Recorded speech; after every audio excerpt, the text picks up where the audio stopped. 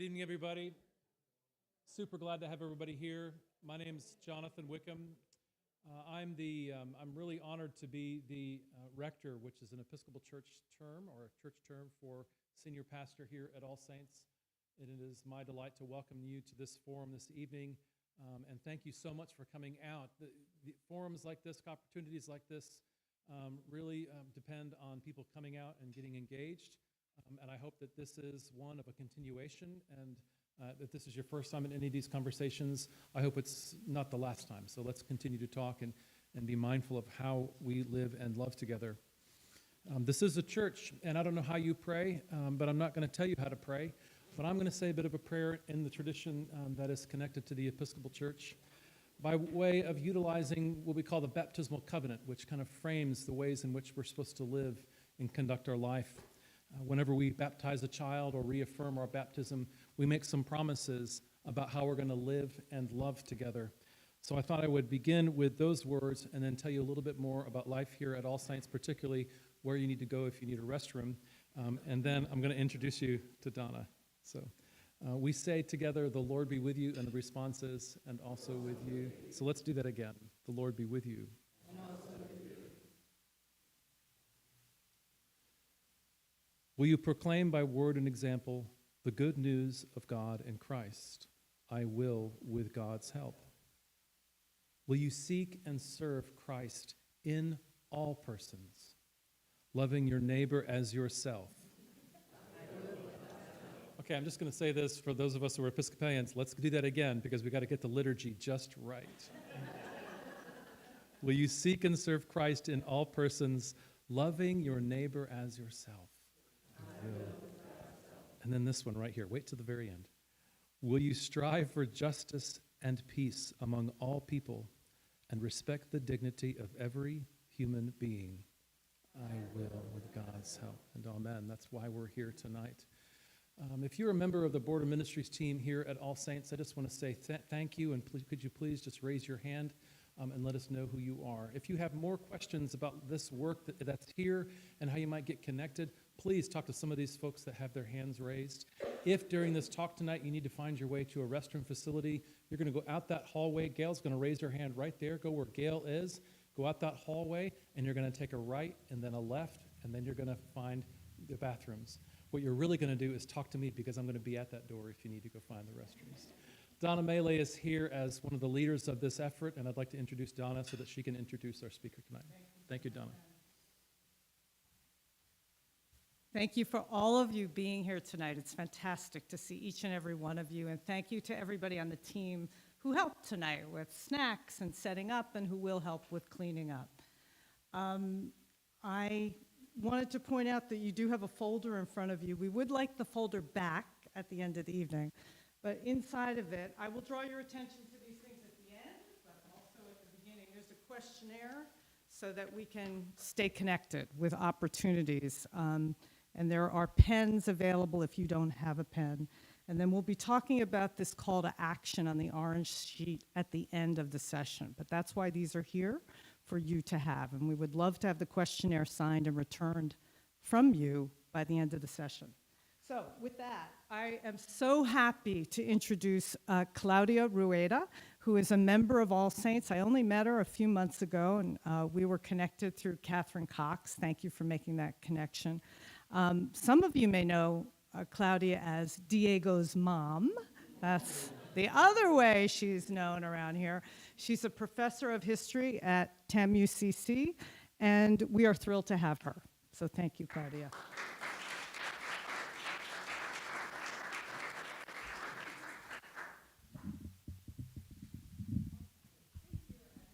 So much for coming. It's a really good turnout. And thank you, Donna, for organizing. Do you hear that? A little disconcerting. Maybe I'll move over here. Okay, I think that's better. All right. And thanks, Donna, for inviting me and for her patience. No, I'm okay without it. And for her patience with my slow response times. When I was invited to speak here, I'm really happy to do so, especially after these long years of the pandemic where we couldn't gather like this.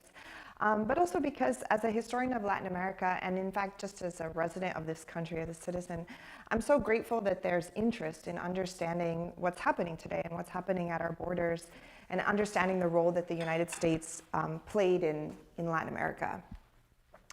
So today I'm going to focus on Central America. That's my specialty. I'm a historian of Central America. But I want to note that immigration patterns are changing pretty rapidly.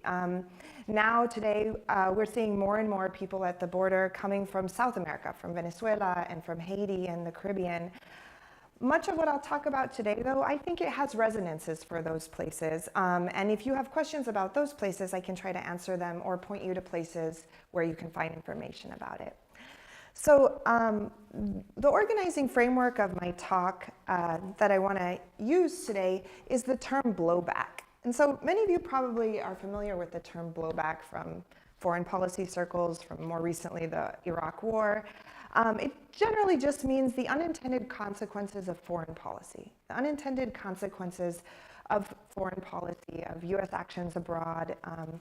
This is a term I think that really helps us understand why people are coming today. And I think it might also help us understand what we owe refugees and what we owe people who are coming to the United States. So blowback, the unintended consequences of foreign policy, or to put it differently, in the terms of British immigrant rights organizers and immigrant rights organizers today, we are here because you are there, or we are here because you were there. I first heard that slogan right after Trump was elected, and it was in regard to British immigrant rights organizers. And I think it really beautifully captures what's happening today and how we can understand what's happening today. If you'll see, this is a protest that's going on, and they're protesting the Free Trade Agreement of the Americas, FTAA, CAFTA, Central American Free Trade Agreement, NAFTA, North American Free Trade Agreement, Plan Colombia. I'm going to talk about some of these, and if you have more questions, we can talk more about it later. But these are all economic and foreign policies that the United States government has pushed really hard. And so this is what I want to think about today with you. And if you have questions, I'll break throughout my talk so that we can have a conversation as well. So the first part of the talk, I'm going to talk about blowback in terms of 4 different instances, 4 policies and 4 actions that the United States has taken in recent years. And again, I'm focusing on Central America. I'm sure most of you know where it is. The first foreign policy, or the first policy I want to talk about, is the Cold War, and specifically the civil wars that racked Central America in the 70s and the 80s. So throughout the 20th century, and the United States has had a very long history of supporting brutal dictatorships and facilitating coups in order to protect US interests and, frankly, investments in Central America. And I'm just going to give 2 examples of this today. The first is the Somoza government in Nicaragua. Here's Anastasio Somoza with Franklin D. Roosevelt in the 1930s.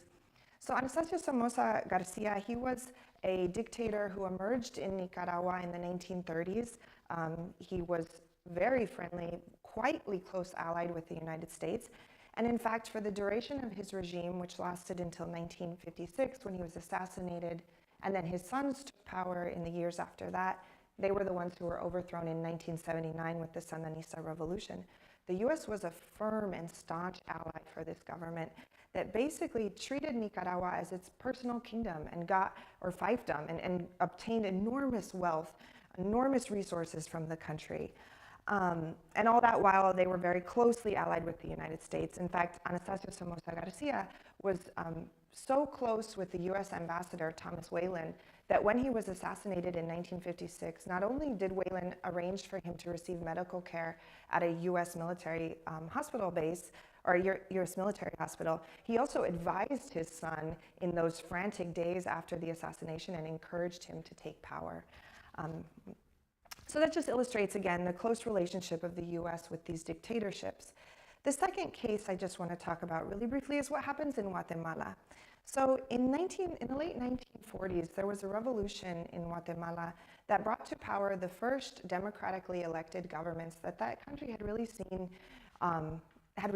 period. And in the late 40s, one man, Jacobo Arbenz, was elected. And he became president, and Guatemala at the time suffered from really severe land concentration. So this is a term that I use a lot in my classes, and as soon as I say it, I can see my students' eyes glaze over. Land concentration. What that means, quite simply, is just a very small number of people control a large amount of land. And this is obviously an enormous problem in a primarily agricultural country. This was the case in Guatemala, and when Arbenz comes to power, he promises to institute land reform, to redistribute land. And he says, I'm going to buy the land back, unused land that is mostly in the hands of very large companies like the United Fruit Company, which we know today as Chiquita Banana. At that time, it was called the United Fruit Company. They owned enormous land holdings in Guatemala. In fact, I think they were the largest landowner in Guatemala. Not all of it, in fact, a great majority of that wasn't being used. And so when Arbenz comes to the presidency, again, he had been elected in one of the most transparent elections in Guatemalan history.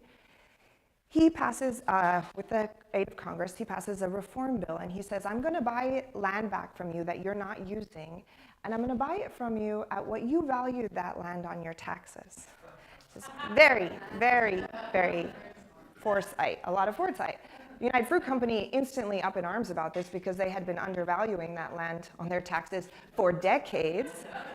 And they are very closely allied with the Eisenhower government. They had really close ties with the Dulles brothers, who at the time are heading the CIA and who advised Eisenhower. And they basically persuade, to make a very long story short, they persuade Eisenhower that Arbenz is a communist and that Guatemala, there is a serious communist threat right there in Guatemala. And the CIA orchestrates a coup that overthrows Jacobo Arbenz in 1954 and ushers in almost 30 years of civil war, essentially. Some of that later will be deemed a genocide against the Mayan people in the 1980s. So what's happening? Why is the United States inserting itself into Central America? Why is it so closely allied with dictators like Somoza and opposed to reformers like Arbenz?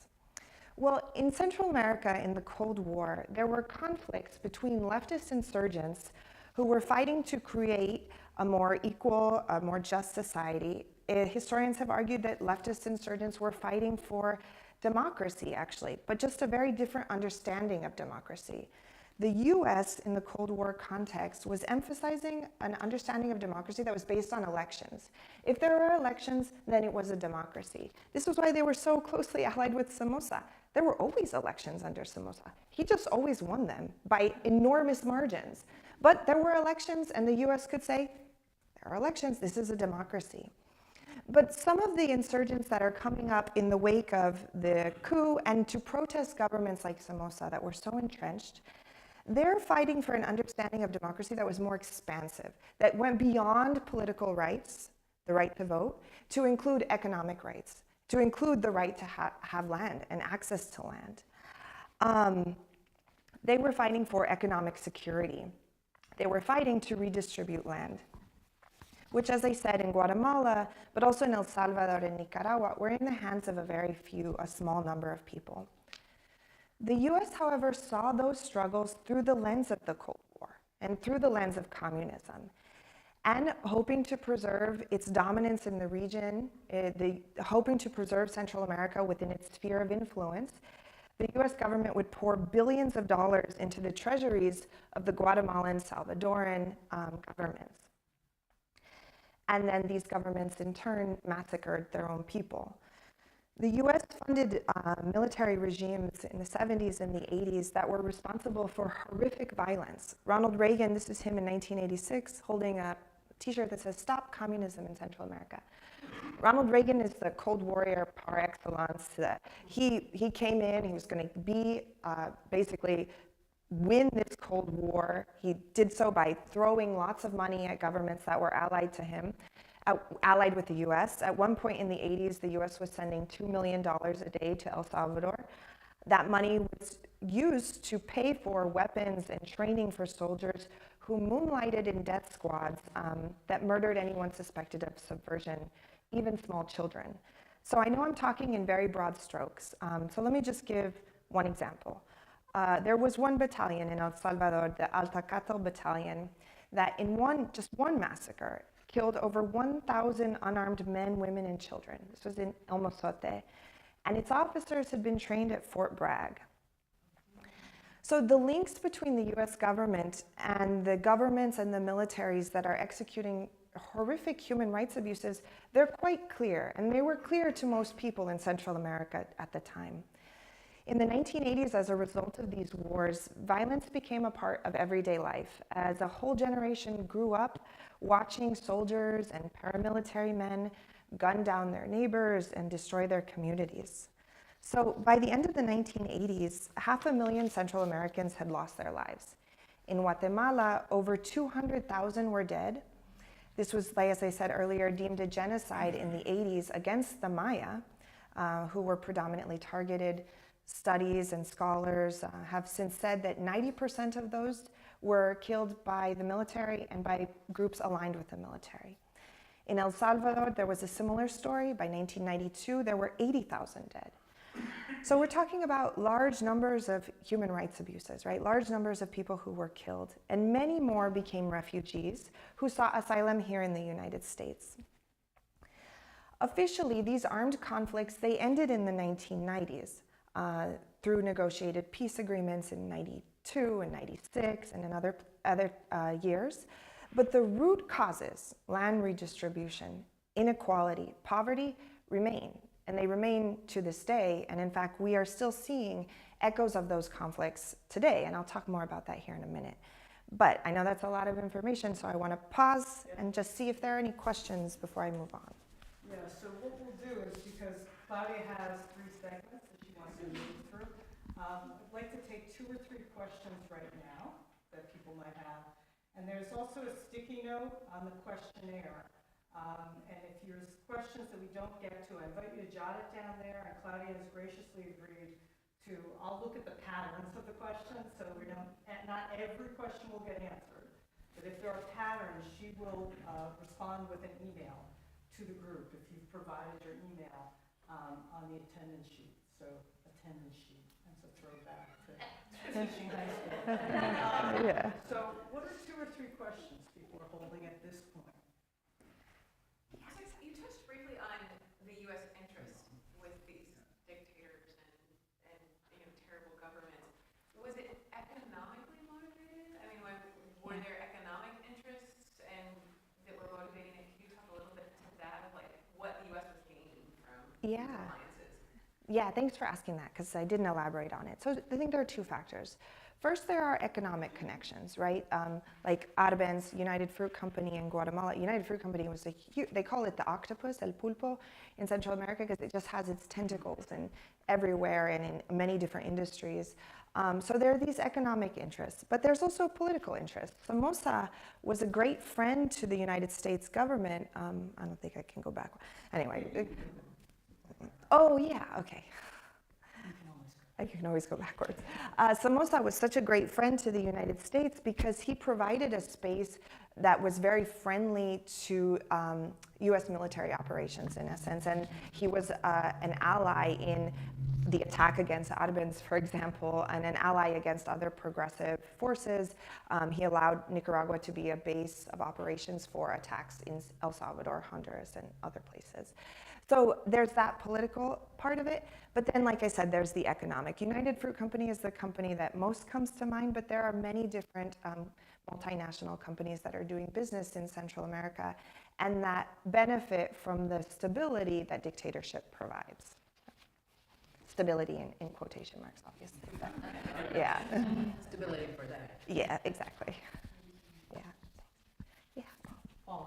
Is that also the time when at Fort Benning, the School of the Americas was training? Yeah. Yes, that's exactly right. Many of the, so I'm only talking about Central America, but today I could have talked to you about Chile, I could have talked to you about Argentina, about Brazil. In many of the places, some of the generals and the people who are guilty of the worst human rights abuses were trained at the School of the Americas, which is a military school where the U.S. military basically trained generals and other military men from Latin America in counterinsurgency to fight the Cold War. Yeah. Jason. Curious if you could talk a little bit about the Contras and how they fit into Definitely. Planning to do that? I wasn't. I was going to stop here for foreign policy, but I can talk a little bit about the Contras. So the Contras is the military force made up of Somoza. So Somoza ruled Nicaragua, like I said, his family from 1937 to about 1979. And he was the head of the National Guard, which had actually been created by the U.S. Marines. That's another aside history, but he was the head of the National Guard. And when Anastasio Somoza Debayle, his son, this man's son, falls in 1979 because of the Sandinista revolution, which was a socialist revolution that overthrew him, the National Guard falls apart. But then the remnants come back together again with the aid of CIA money and US government, and they form the Contras, which is just the counter-revolutionaries. And they wage a war of attrition, in essence, against the Sandinista government. The Contras know that they don't have the numbers or the support to ever actually defeat the Sandinistas, and since they can't defeat them militarily, they are going to try to delegitimize them by attacking non-governmental targets, but also by forcing the government to to use precious resources in the fight against the Contras. That war lasts ultimately for much of the decade of the 1980s, and I would argue, and other historians would argue, that it's a fundamental reason for why the Sandinistas are voted out of office in 1990, because people were just so tired. And the non-Sandinista candidate who was running promised that if she was elected, she would end the war, and people generally knew that the US supported her, and so there was a lot of exhaustion, an exhausted populace, yeah.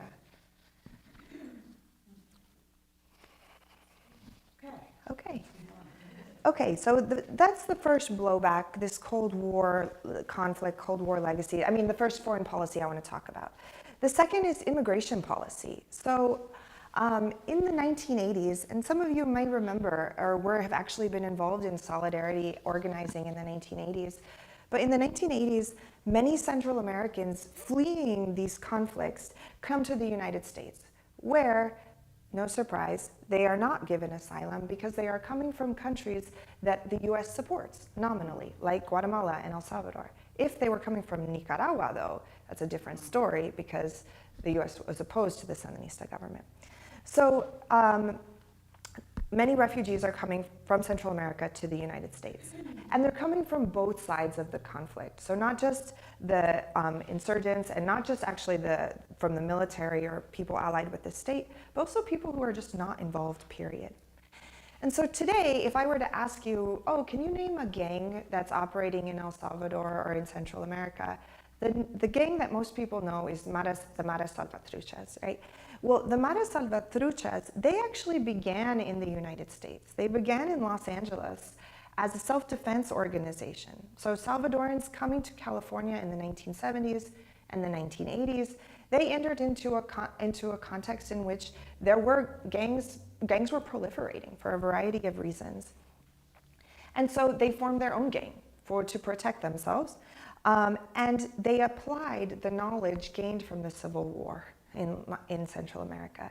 In fact, Los Angeles police observed that one reason that the gang wars were becoming increasingly violent in the 80s and 90s was because some of the perpetrators had been trained by US Special Forces in El Salvador in the tools of counterinsurgency, and they knew how to use torture to break suspects and to get them to speak.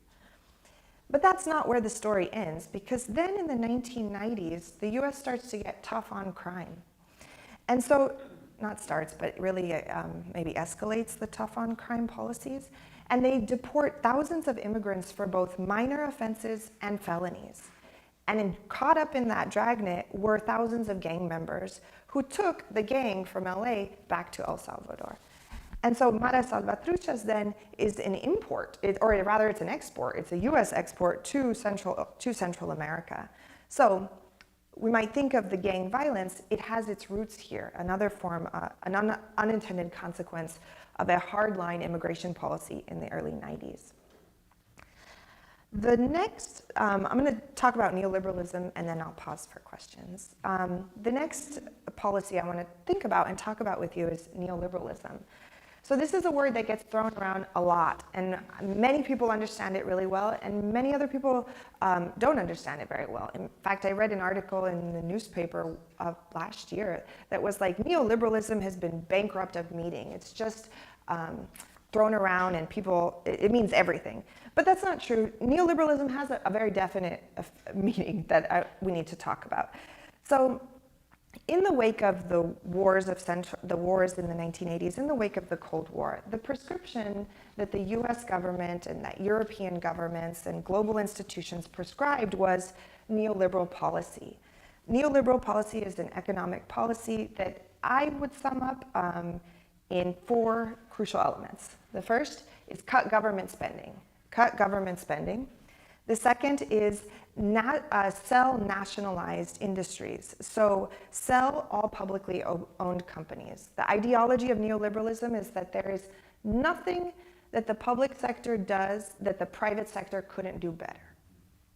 So sell publicly owned companies, and then deregulate the economy and promote foreign investment. So the gist of it is to emphasize foreign investment as a way of developing these economies and getting them out of the poverty and the inequality that had caused a lot of the Cold War conflict. One element of neoliberalism that I'm going to talk about are free trade agreements. So I would argue, following in the footsteps of other scholars, that gangs today in Central America have thrived because of the economic instability that free trade agreements actually initiate.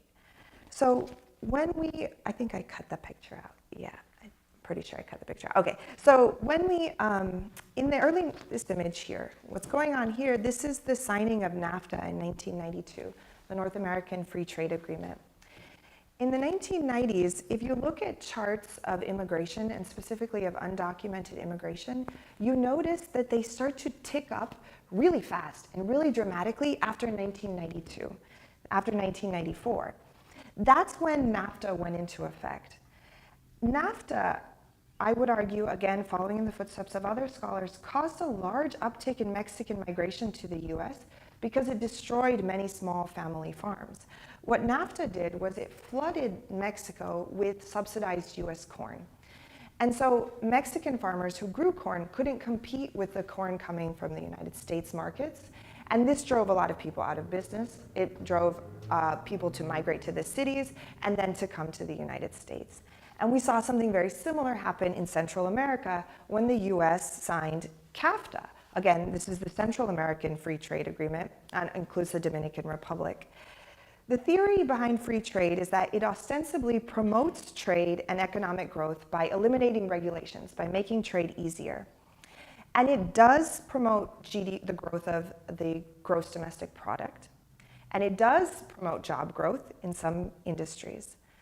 But I always tell my students that economic growth isn't the same thing as development. And it doesn't necessarily mean that the wealth is spread evenly or at all. In Central America, for example, the institution of CAFTA, it actually led to the loss of food sovereignty, which means that these countries, they began importing more corn, they began importing more beans and rice than what they were actually producing because it was cheaper. And this displaces family farmers who then have to move to the cities where there isn't enough jobs, especially for men, because the kind of jobs that free trade agreements promote are jobs in the maquilas, are jobs in factories that produce goods for export, right? So when we think about the border, we think about the maquilas there. This is true in Central America too, where now a lot of our clothes is actually made. Those jobs, though, are mostly for women, for a variety of reasons that I can talk about if you have questions. And so this has led to increasing migration to the United States. It has led to decreasing protection for workers because that is regulation that makes it hard for companies to do business in other countries, right? Makes it harder, we should say, more expensive, certainly. Environmental protections as well are thrown out the window. So that is, I think, one of the blowbacks of this economic policy, one of the unintended consequences of neoliberalism and free trade, the emphasis on free trade, is, I would say, the migration that we are seeing today. It's also there are also environmental consequences. So neoliberalism, one of the prescriptions it has for Central America and for other countries is an emphasis on mining and on extracting natural resources. Mining as the solution to inequality and to poverty. But mining is problematic for many reasons. I'm just going to talk about one, and that's water. Mining is very, very water intensive. It takes a great deal of water, and mining creates a lot of dust, which contaminates water. So today in El Salvador, they are facing a dramatic water crisis. Large industries have overexploited underground resources, but they've also contaminated surface water. So 90% of surface water in El Salvador is now contaminated. And 25% of rural residents don't have access to running water. So again, for societies that rely so heavily on agriculture, this is fatal, and it is causing the kind of dislocations that is pushing people to migrate. Related to the water crisis is climate change. So, actually, let's stop and take questions. Yeah. Pause there for a minute. Diana. Yeah, Diana.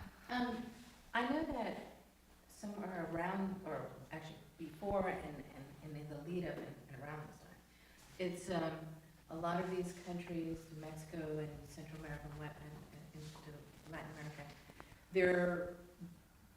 there is a big push.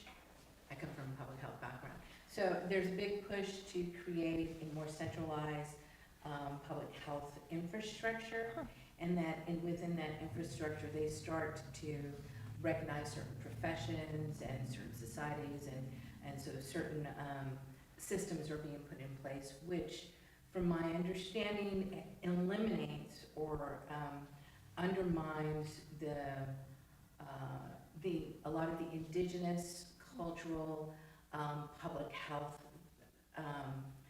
traditions that were utilized, like we would think about curanderas, or a lot of the more local traditions and using the herbs and whatnot, which was prevalent particularly in the rural areas. Mm-hmm. My question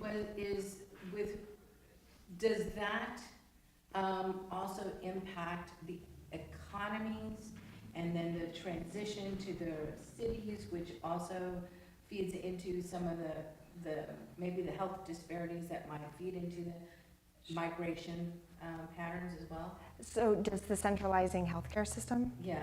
So I don't know much about that, to be honest. And I'm a historian, so my area of expertise is really up until about 2000. But that being said, I would say that a lack of healthcare in rural areas was certainly one of the things that drove a lot of the revolutionary movements of the Cold War. Right? When the Sandinistas came to power, they got a lot of help from the Cubans, who sent doctors to try to address some of these health disparities. So there is a very clear lack of healthcare in rural areas, and it would to my mind, there seems to be no question that it would drive migration, right? Because if your children get sick, if they get sick and there's no access to a doctor, that is something that wouldn't force people to move. Does that answer your question? Yeah. A little bit? Yeah. Want some of that tea? Yeah. Oh, sure, yeah, thank you. Thanks. Go back to the gangs. Yeah, I don't Say have the any name slides. of the gang. The Maras Salvatruchas, MS, yeah. Mm-hmm, MS. And you're saying that I was a little confused because I thought you said the U.S. was not allowing folks from El Salvador to Yep. get asylum. I did And say yet I that. heard it was people from El Salvador Yeah. who were in the counter-revolutionary forces? They were allowed to migrate? Sometimes. So that's a great question, and you did pick up on what might sound at first like a Yeah. contradiction. But as always, even if they are denied asylum, people are still going to come, right? People will still come, and they will still manage to come. So even though many Central Americans who were fleeing violence in Guatemala and El Salvador were denied asylum, people still came and lived undocumented, right? On top of that, one thing that Reagan did do, I'm I'm not teaching today, so I can feel free to let my biases show. One thing that he did do that must be acknowledged was to pass IRCA, immigration reform, and that enabled people who had been in the US for a certain amount of time to stay here and to get their documents. So that helps explain some of that, how that can be. But then you're right, that if people could show that they were being persecuted by groups that were enemies of the US, they had a better chance of getting asylum, right? So, yeah. You were talking about women in the maquila wars and why they were prevalent as opposed to men. Yeah.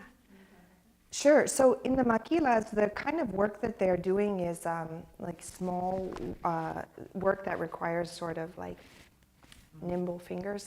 So in general, there has been a preference for women for a few reasons. One, because there's this belief that they can do that kind of work more easily that involves like putting together small component parts for electronics. But also because there's this sense that women are more pliable labor force, that they are easier to control in terms of preventing organizing. And also that you can pay them less because of, yeah, so. It's uglier and uglier. Yeah.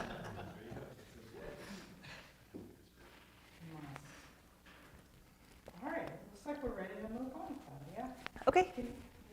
Can I put, I was a little afraid in case something bad happened. Okay. Okay, the last thing, and this is where I'm getting a little bit out of my wheelhouse, so I am no expert on this by any means, is climate change. Climate change is making, when we think about US policy, here we might be thinking about US inaction, or rather our lack of a policy to deal with issues related to climate change. Because climate change is threatening to make a tense situation explosive. Climate change is exacerbating some of the social and political and economic problems that I've been talking about. An erratic climate has led to failed harvests, increasing numbers of failed harvests in recent years. El Nino and La Nina, the two weather phenomenon, are now much worse. They are stronger and more erratic than they have been.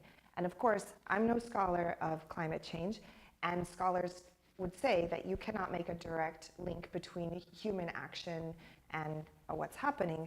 But what we can say is that what's happening now we haven't seen before. So do with that what you will.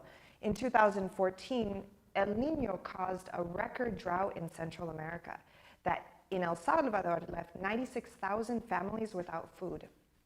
But here's what's weird. The sugarcane harvest had a record year. There was a record harvest for sugarcane that year. So what does that tell us about the uneven effects that climate change is already having, right? That it's hitting small farmers and hitting family farmers much harder than it is hitting multinational companies and large industrial agriculture that has access to the resources and that can monopolize those resources, right? No surprise, in 2014, there was a large jump in migration from Central America, from Guatemala, from El Salvador, from a region that is called the dry corridor, and that is already prone to drought, but that is being made much worse in recent years. Studies and surveys with the people who have been coming over say that the leading causes for migration are poverty, unemployment, and agricultural losses due to drought and other events. Central America, then, is very vulnerable to climate change. But they only produce, and I saw this statistic before I came here, 0.8% of net total global emissions.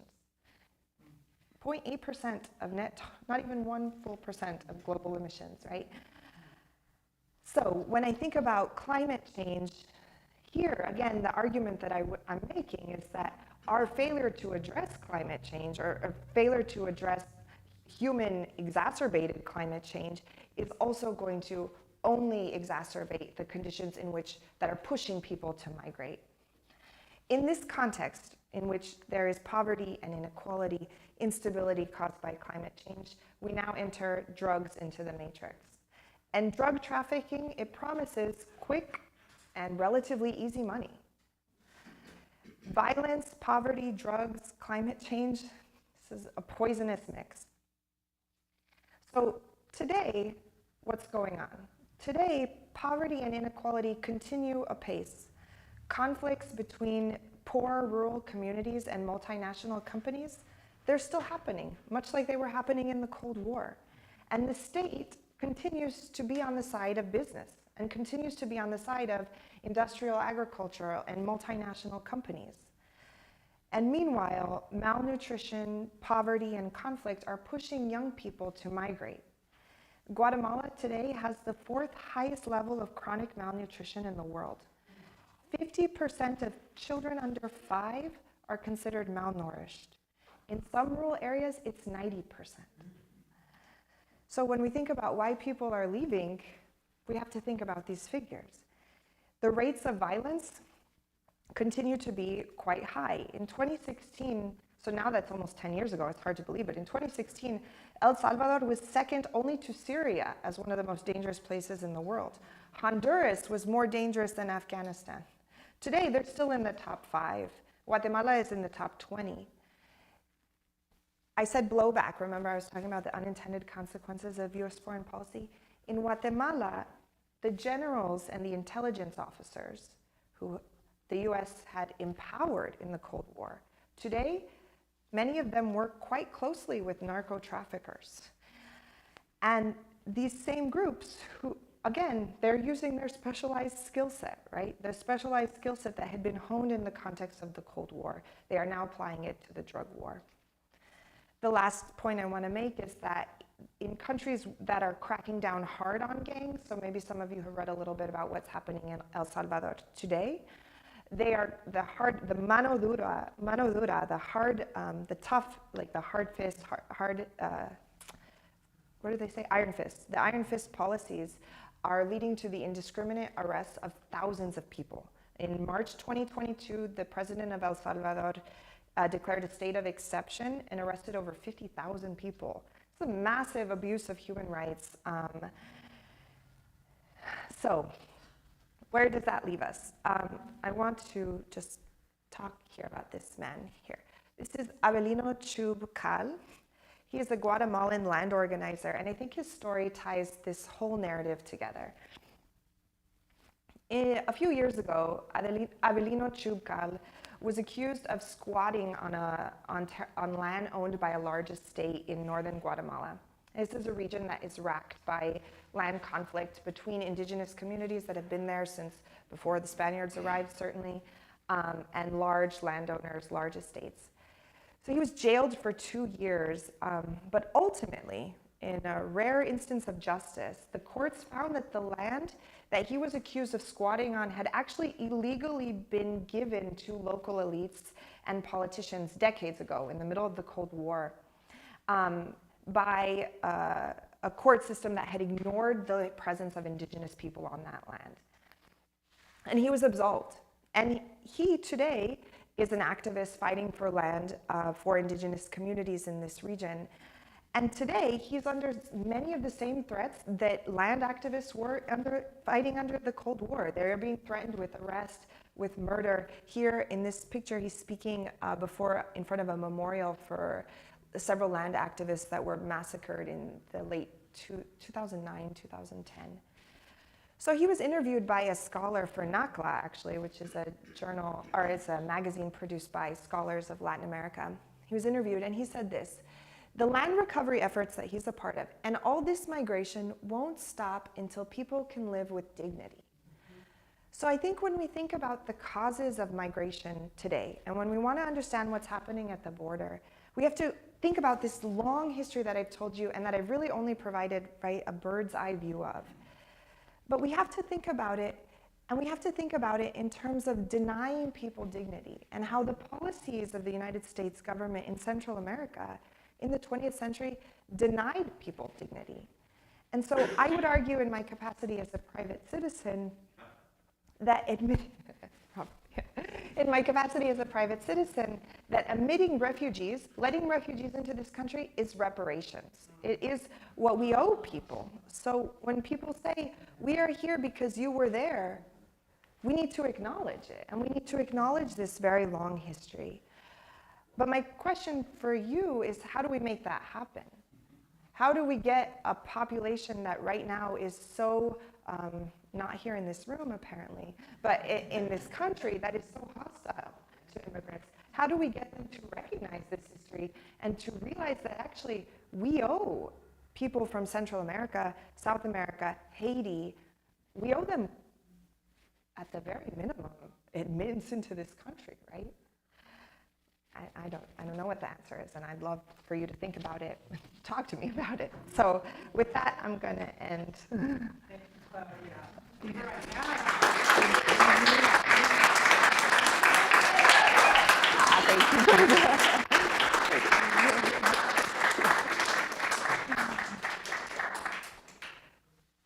So we have time for a few more questions, and then there's a call to action we want to share with you. My question for you is, I know you focused a lot on Nicaragua, Guatemala, El Salvador. Central America is more than that, Costa Rica, Panama, Belize. What is the difference with those those countries that you've just identified versus some of these other ones? And are we seeing migration patterns coming from those countries as well? And are they any different? Yeah, it's such a good question. So I focus on these three countries because those were the countries that I know the best. But Honduras has a very similar history. Costa Rica has a very interesting and very different history because they pride themselves on being basically their history of relative stability in the 20th century, and that they don't have a military, but they do have a police that has often functioned like the military. So the Cold War histories that I talked about here, they also were happening in Honduras and in Costa Rica and in Panama, and again in elsewhere in Central America too. They have similar immigration patterns. Honduras, as a result of many of the hurricanes that have happened in recent years, that has driven a great deal of migration to this country. But there's also some interesting internal patterns that are happening. So Costa Rica, perhaps because of its relative political stability and relative wealth, I think, compared to other countries in Central America, has become, or not, has historically been a receiving country for immigrants. And so Costa Rica is dealing with its own immigration issues right now, of people coming from Nicaragua, but also from South America and from other countries. And they have their own unfortunate history of anti-immigrant sentiment and policies. So, yeah. John? Yeah, as you talk about the idea of reparations and this idea that people are coming from particular communities, is there an effort that you know of in this country of people from particular countries gathering that kind of energy or that kind of conversation? And then maybe part two of that is there any kind of organized work by what we might call Central American expats who are living here in the States to forward a more open immigration policy, or at least maybe to impact the communities where they're from?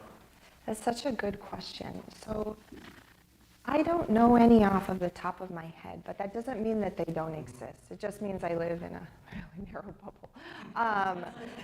I don't know any off of the top of my head, and I haven't heard any that are fighting for increased, for refugee status as a form of reparations. But there are certainly lots of immigrant rights organizations that are fighting, and that Central Americans are part of. So I mean, I can think of like just the basic ones that we all might know, like United We Dream, for example, has a lot of leadership of, in that case, the children of children who came over as, or rather, refugees who came over as children, dreamers. Yeah, so I'm sorry I can't answer that more interestingly or more with more information.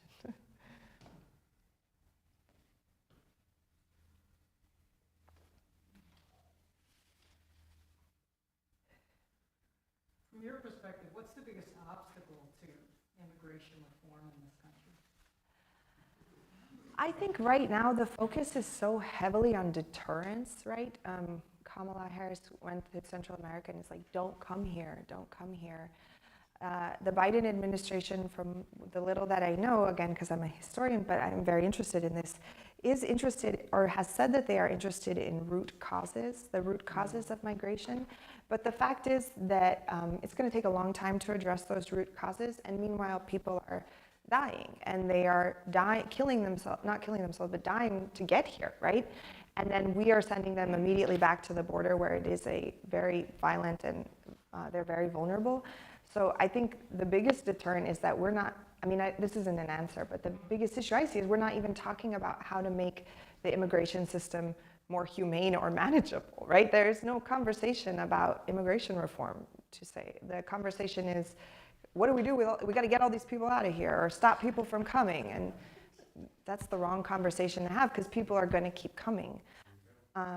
There's a poem that an activist from Corpus, she read at a protest a few years ago, and I'm not going to read you all of it, but I think it's a really powerful way of closing, if that's okay, unless there are more questions.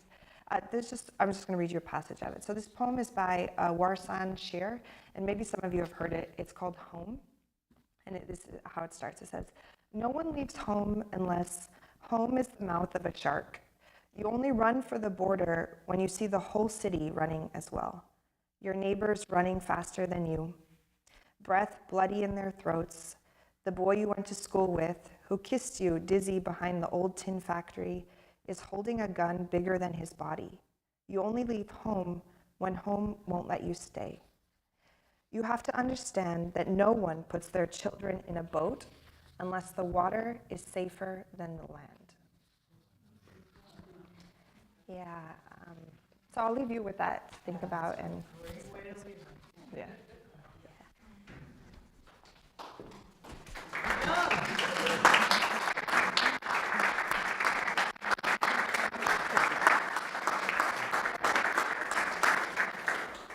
So appreciate this opportunity and to get to know you and get to, see you shine and what you do so well. Such a pleasure. So, to let everybody know, in appreciation for Claudia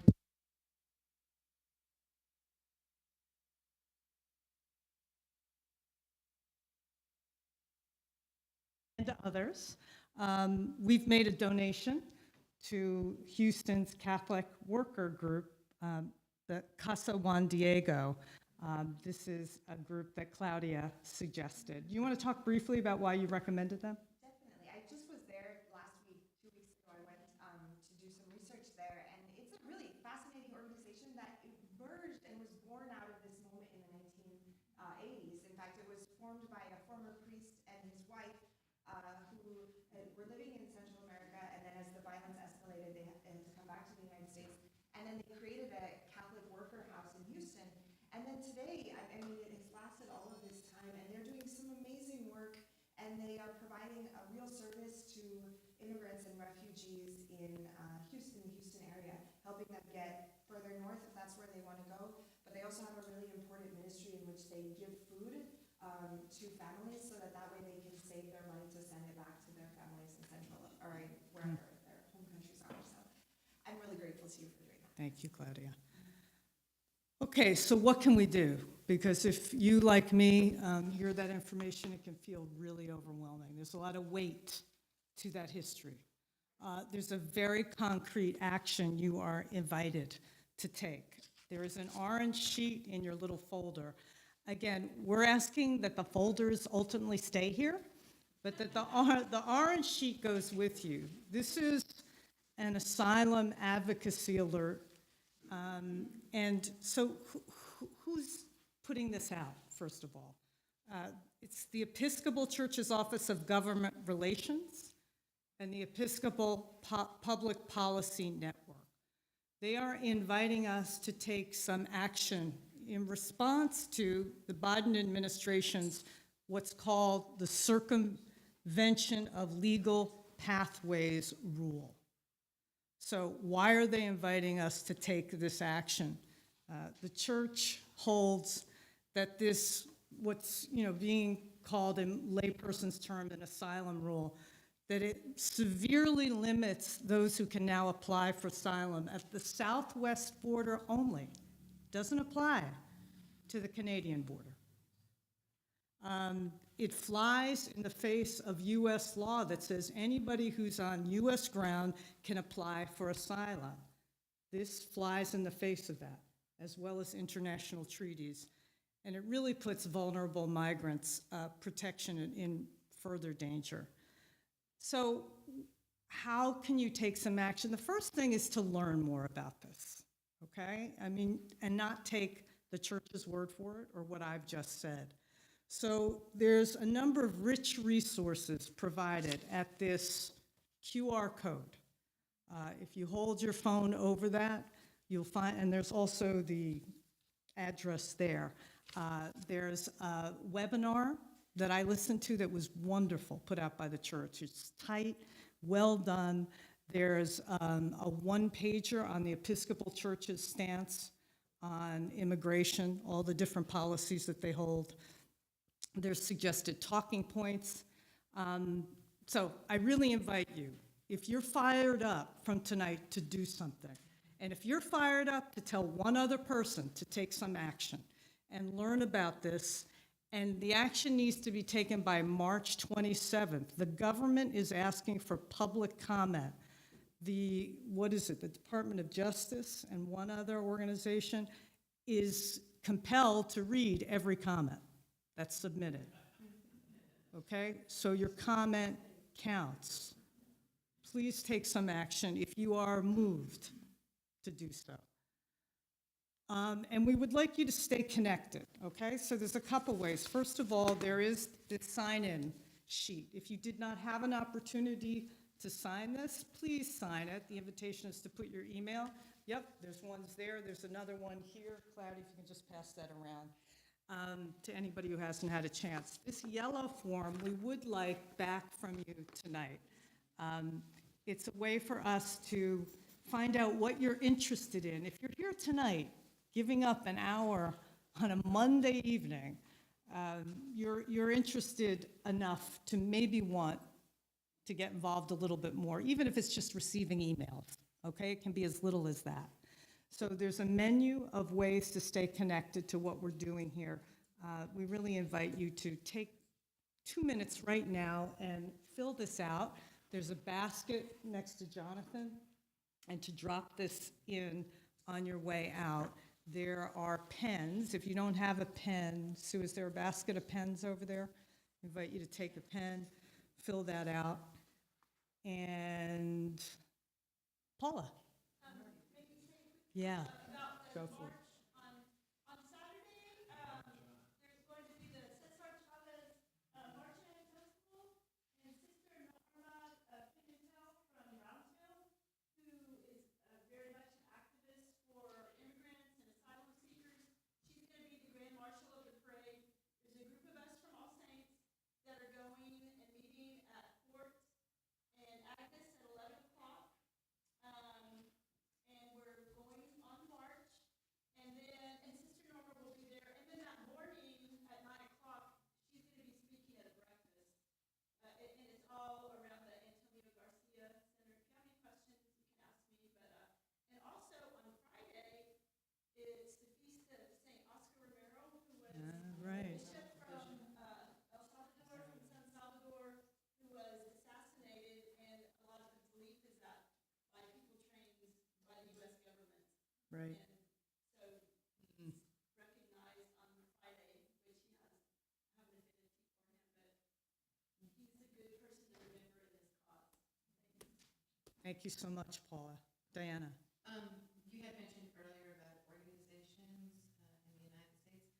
I know that there is an organization called Carecen. It's out of Los Angeles. It's a, I don't know if it's a national, we're trying to be a national civil rights organization for Central Americans. That's CARECEN. Mm-hmm. And I'm sure they have a lot of information on there because I know I've gone there in the past to look at what they're doing in immigration, at least for Central Americans here in the United Okay. States. I'm sure they have something. Thank you, Diana. Appreciate that. So thank you, everybody. Thank you for being here. It was great to have you. Please drop off your yellow sheet in the basket. And thank you, Claudia.